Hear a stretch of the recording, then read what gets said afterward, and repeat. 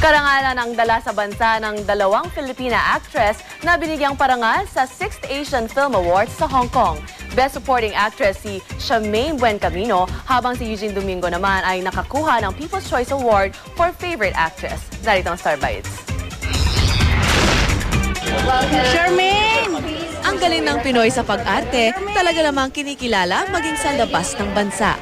Sa katunayan, dalawang kababayan natin ang kinilala sa katatapos lang na 6th Asian Film Awards na ginanap sa Hong Kong kagabi. Si Charmaine Buencamino kinilalang Best Supporting Actress para sa kanyang naging pagganap sa indie film na Nino. I'm thrilled and this is my first time in Hong Kong, so it's like a little prize in itself.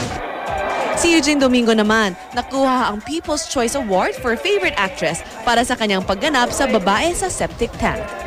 Nakasama niya sa stage ang nakasungkit naman ng People's Choice Award for Favorite Actor na si Andy Lau. Ayan, at nagpa-picture pa si Uge sa kanya. Nagpahalik din siya sa aktor.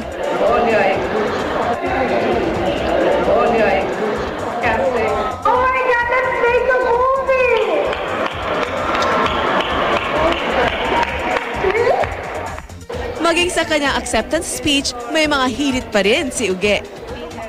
Again, my name is Eugene Domingo. Yes, I am very famous. Ang parangal na tinanggap, alay daw ng aktres sa bansa. Because before becoming an actor, of course, I am first a Filipino. This is for my country, the Philippines. Mabuhay! Salamat!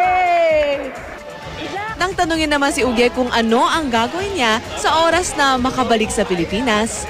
Agad-agad magsisimba ako. Siguro, matutulog muna kami ng magkatabi hanggang birthday ko. Tapos, ibibigay ko syempre sa UP kasi they're very, very proud of this. Nagpapasalamat ako sa Panginoon, napansin tayo. Panalo tayo sa inyo ito.